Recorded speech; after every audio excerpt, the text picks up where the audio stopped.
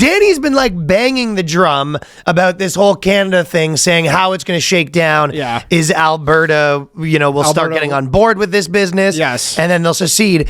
And the articles have started rolling out. Meet the Canadians who are over the moon at the prospects of joining the U.S. And this is like a bunch of Alberta trucker guys. I mean, right? dude, I had 6 people in a row call into my show last night. Who all Canadian. They were like, some were Ontario, some Quebec, some Alberta, some British Columbia, and every single one of them were like, yeah, we're done. And anecdotally, I have a friend who's a realtor in Ottawa, and he's like, things are so bad right now. He's like, I've never seen it like What does this. that mean? In terms of the economy. Okay. Because just the threat of the tariffs alongside just like, I don't know if you saw, there's a chart that's been going around, which is basically like GDP growth for the last decade. Canada is like dead last. Canada has basically had a lost decade, essentially. Yeah. Where they were like averaging like 0.5% GDP growth a year, which it should be like, 3. So they've essentially had like Japanese style, like lost decade where like, you can't really make it back, where they basically, the decade was just a disaster.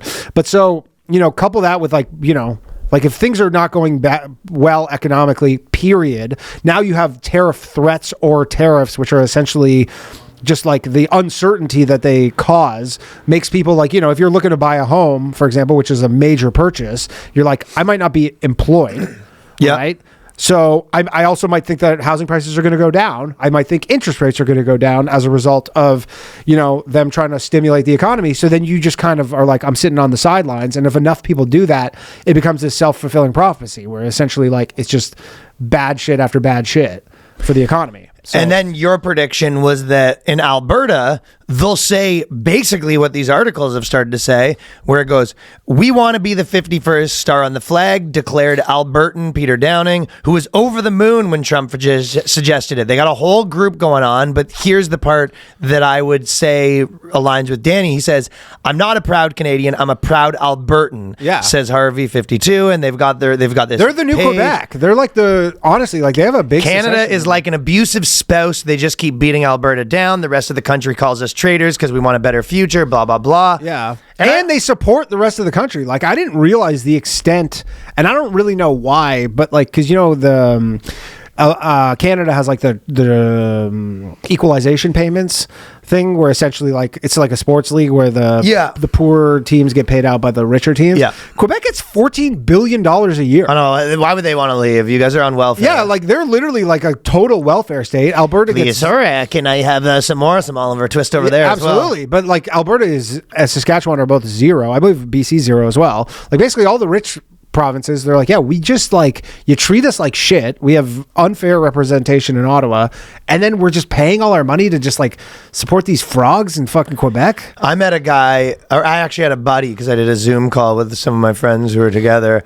And one of my buddies was like, dude, I'd be fucking sick if I just got like an American citizen. He was kind of hyped up on it. Honestly, I mean, I think the polls are like grossly misrepresenting how many Canadians. I was actually thinking about it yesterday where I'm like, I don't know if the move, if you're, the new Prime Minister, Mark Carney, is once this bubbles up, is like, I almost think you want to have, like, if you don't want this to happen, you have to do a referendum, but you do it now.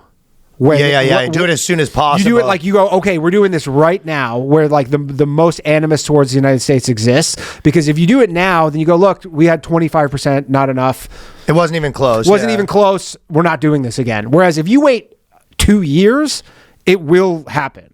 Whereas like you almost need to do it now because you can at least get You have the animosity. You have the animosity. You can get it out of the way. The economic damage hasn't quite been done yet. Whereas, like, if this goes on for 2 years and you do this 2 years from now, like, it's a good point. You've been right about this so far. So I would say that you're making a good idea. I just think, strategically, like, there might be some downside to doing it now. I guess if your polling's way off and there actually are more than 50% of people who want to do this, and you go, whoops, I was fucking interim prime minister for 2 weeks. Yeah, because it also is true that maybe this is just a small thing, but it's growing, which is true. But yeah. yeah. I mean, the crazy. I definitely met some people that are like normal dudes. These are not like political operatives by any means. Just a normal guy with a job. It's like the boomers who have like real Canadian. Boomers are doing fine because they all have houses. They're doing fine, and they have a more quadrupled. And they have a like stronger Canadian identity because they grew up. These bozos with 80% of their net worth in real estate are doing fine. Yeah, and they grew up in a Canada that had like a real identity, whereas like the younger ones are like,